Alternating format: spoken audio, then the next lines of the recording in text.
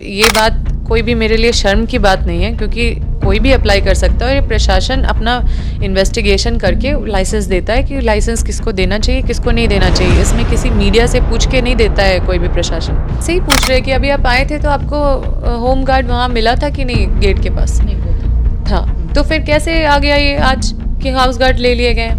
हमारा गार्ड वहाँ पे अभी सब है, अब मिल लीजिएगा सबसे। कैसे ये हो गया कि हाउस गार्ड क्लोज कर दिए गए हैं? सारे जितने हैं उतने थे जो हैं। चोरी, डकैती, हत्या, मर्डर, बलात्कार, ये सब का आरोप मेरे परिवार के ऊपर कभी नहीं लगा है। और ये एक विशेष पदाधिकारी हजारीबाग का जो सुपारी लेके बैठे हुए हैं कि हमें पॉलिटिकली हमें पूरी तरह से खत्म करने का कोशिश करेंगे। नमस्कार, एसटी न्यूज देख रहे हैं आप और मैं हूं आपके साथ गौरी रानी।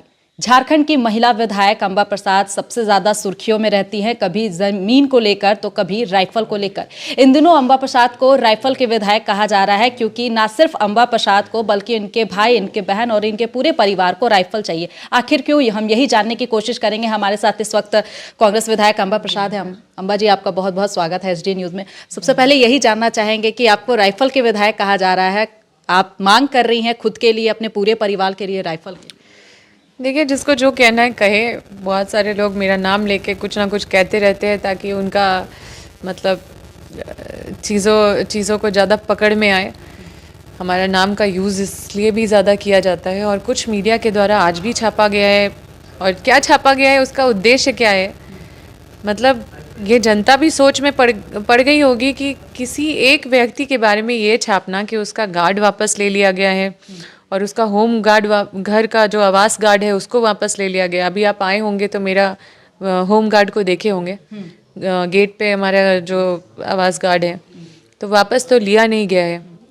तो ये तो गलत खबर है और एक बड़ा मीडिया अगर इसको चलाता है तो ये निश्चित रूप से ये बड़ा ही शर्मनाक है।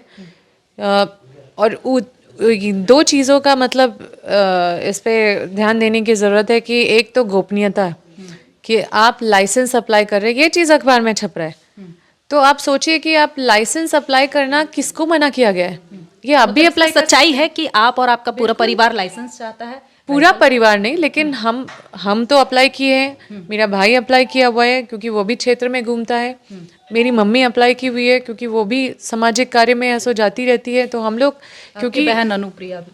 जी बिल्कुल, हम लोग अप्लाई किए हैं। और हम, ये बात कोई भी मेरे लिए शर्म की बात नहीं है, क्योंकि कोई भी अप्लाई कर सकता है और ये प्रशासन अपना इन्वेस्टिगेशन करके लाइसेंस देता है कि लाइसेंस किसको देना चाहिए, किसको नहीं देना चाहिए। इसमें किसी मीडिया से पूछ के नहीं देता है कोई भी प्रशासन।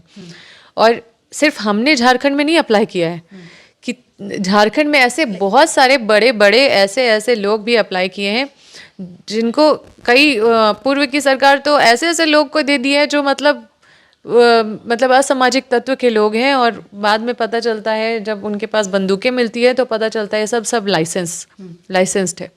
हमने कभी भी जनता का कुछ भी नहीं बिगाड़ा है। हम हमेशा उनके सेफ्टी सिक्योरिटी इंश्योर करते रहे हैं। और ऐसे मेरे क्षेत्र में भी कोयलांचल क्षेत्र है, असामाजिक तत्व के लोग हावी रहते हैं और हम लोग कई हद तक हम लोग फ्रंट में रह के और लड़ाई लड़ते हैं, चाहे कंपनी के खिलाफ हो या सामाजिक तत्व के खिलाफ हो। और जिस तरह से कह रहे हैं कि लाइसेंस लेना गलत नहीं है, कोई भी अप्लाई कर सकता है, लेकिन झारखंड में शायद ही कोई ऐसा परिवार होगा जो पूरा परिवार लाइसेंस मांग रहा है राइफल के लिए, आर्म्स के लिए। देखिए, मांग रही हैं तो इसके पीछे एक बड़ा रीजन होगा। बिल्कुल, मेरे प्रतिनिधि का हत्या हुआ है हाल फिलहाल में और हम लोगों को धमकी भी दिया गया है। मेरे भाई को थ्रेटनिंग मैसेज आए हैं और मतलब कोई गिरोह की तरफ से। तो निश्चित रूप से हम लोग तो सेफ्टी को लेके हम लोग थोड़ा सा टारगेटेड हैं। हाँ, टारगेटेड हैं। और कुछ ही साल पहले प्रशासन की तरफ से ये चीज़ सार्वजनिक किया गया था कि मेरे पिताजी का सुपारी किसी ने लिया था और बहुत सारा बंदूक भी बरामद हुआ था, जो फ्रंट में पेपर में भी आया था। तो ये प्रयास तो पहले भी किया जा चुका है और हमारा प्रतिनिधि का भी हत्या हमें टारगेट करके किया गया है। तो सबसे पहला चीज़ तो ये गोपनीय शाखा का मैटर है। ये कभी भी कौन अप्लाई किया है, कौन नहीं अप्लाई किया है, ये कभी भी ये सार्वजनिक वाला ये विषय ही नहीं है, क्योंकि ये गोपनीय विषय है।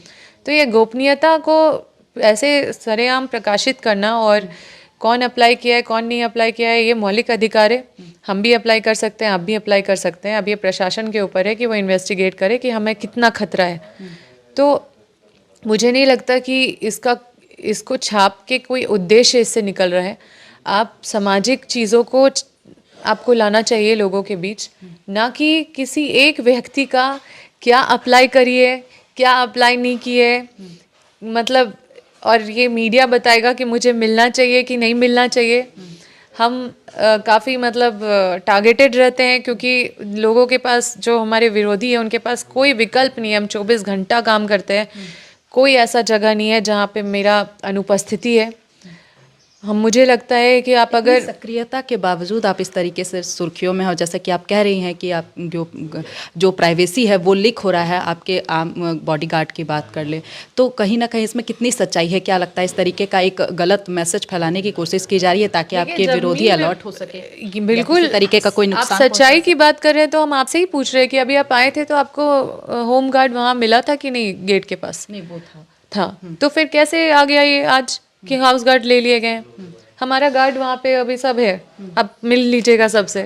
कैसे ये हो गया कि हाउस गार्ड क्लोज कर दिए गए हैं? सारे जितने हैं उतने थे जो हैं, और ये तो साफ साफ दिख रहा है, यहीं पे हम दिखा दे रहे हैं कि झूठ है। दो चीज़ आप कह रही हैं, एक तो आप अपने चीज़ हम तो ये मान रहे हैं कि हम बिल्कुल गन लाइसेंस अप्लाई किए हैं, और हम हमेशा ये चीज़ का जिम्मेदारी मेरा बनता है कि हम अपना सेफ्टी सिक्योरिटी इंश्योर करें। ये हर नागरिक का जिम्मेदारी है। बिल्कुल कि आप सुरक्षित दो रहें। चीज़ मैं इसमें जानना चाहूँगी, क्योंकि आप कह रही हैं कि हर व्यक्ति को ये अधिकार है कि वो अप्लाई कर सकता है आर्म्स के लिए, आप भी कर रही हैं। कहीं ना कहीं आपको लगता है कि आपको और आपके पूरे परिवार को खतरा है। दूसरी तरफ आप ये भी कह रही हैं कि जो सिक्योरिटी आपको सरकार की तरफ से मिली है वो पूरी है, तो बावजूद इतनी सिक्योरिटी होने के बावजूद आपको लगता है कि आपको खतरा है जान का, और इसलिए आपको लाइसेंस चाहिए राइफल के लिए? देखिए, हम अपना पर्सनल सिक्योरिटी पे भरोसा नहीं है? देखिए, ये भरोसा और नहीं भरोसा की बात नहीं है। थ्रेटनिंग तो है, और थ्रेटनिंग कॉल भी, थ्रेटनिंग मैसेजेस भी आते हैं। हम लोग दिन रात सुबह 4 बजे सुबह तक हम लोग क्षेत्र में रहते हैं, कभी कभी 2 बज जाता है, और ऐसे ऐसे असामाजिक तत्व का हमेशा मतलब हमारे क्षेत्र में मतलब घूमना फिरना होता है, जो कोशिश करते हैं हमें किसी तरह से क्षति या नुकसान पहुंचाने का, या हमारे परिवार को नुकसान पहुंचाने का। मेरा भाई भी टारगेट में रहता है, उसको भी थ्रेटनिंग मैसेजेस आए, जो अभी आप बोलेंगे तो हम मैसेज उसका निकाल के दिखा देंगे। और मेरे जो सहयोगी हैं, परिवार तो छोड़ दीजिए, जो हमसे जुड़े हुए लोग हैं, जो हमारे सहयोगी हैं, जो हमारे कार्यकर्ता हैं, वो लोग को जान से मारने का धमकी आता है।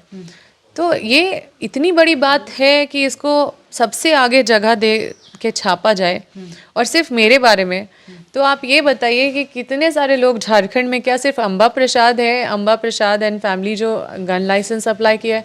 क्या और कोई नहीं है जो गन लाइसेंस अप्लाई किया? और कहाँ से ये गलत है ये बताइए। जमीन विवाद का मामला जो है, इसमें तो मैं आपके माध्यम से कहना चाहती हूँ कि अगर कहीं से भी हम लोग दोषी है जमीन विवाद वाले मामले में, मैं खुद एक लॉयर हूँ, और कोई भी सरकारी ज़मीन कितना भी कुछ कर ले वो कब्जा कर ही नहीं सकता है।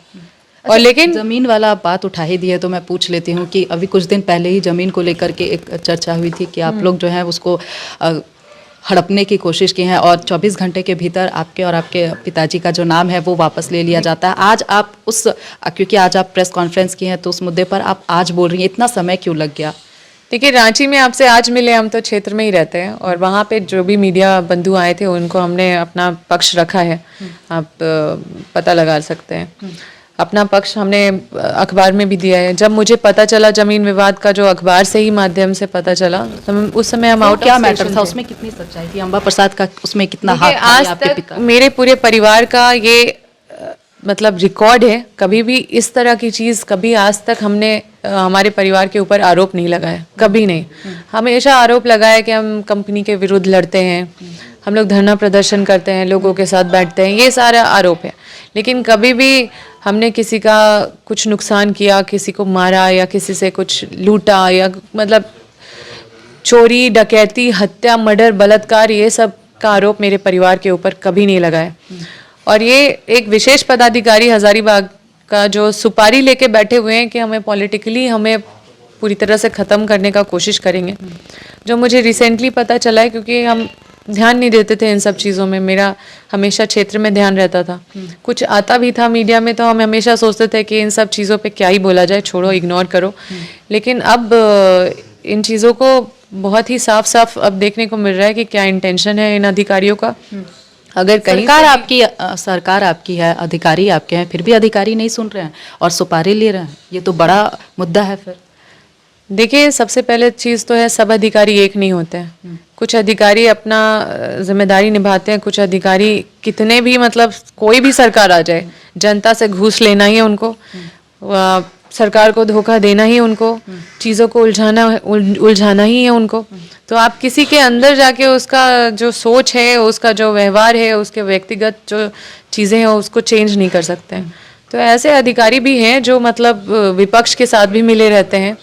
और ये अधिकारी जो खास है, जो हमें आप बोले कि 24 घंटा के बाद नाम वापस ले लिया गया, कहाँ से नाम वापस ले लिया गया, कहाँ से नाम वापस ले लिया गया? ना हमारा कोई नाम था, ना कोई एफआईआर हमारे खिलाफ हुआ, वापस लेने की कोई बात ही नहीं थी। तो इसको मीडिया में बस उछाला गया है। और मतलब अगर आप कहीं से भी अगर मेरा प्रमाण निकाल दें कि उस मैटर, जमीन विवाद वाले मैटर में 1% भी मेरा कोई फैमिली का इन्वॉल्वमेंट था या मेरा इन्वॉल्वमेंट था, तो निश्चित रूप से हम आप अधिकारी से बोल के एफआईआर करवाइए मेरे ऊपर। मतलब आरोपों से और किसी के फंसाने से अंबा प्रसाद डरने वाली नहीं है, इसी तरीके से निरंतर क्षेत्र में काम करते रहेंगे। बचपन से ही है, क्योंकि बहुत दुख और बहुत संकट देख चुके हैं और इन सब हम ऐसे जर्नी से गुजर चुके हैं, इतना संघर्ष कर चुके हैं, और ये छोटा छोटा चीज़ मुझे विचलित नहीं कर सकता है। चलिए, तो हमारे साथ इस वक्त अंबा प्रसाद बात कर रहे थे, जिन्होंने साफ तौर पे कहा है कि संघर्षों से निकली है अंबा प्रसाद और किन्हीं के बातों से वो डरने वाली नहीं है, किन्हीं के डराने से वो डरने वाली नहीं है। फिलहाल मुझे दीजिए इजाज़त, नमस्कार।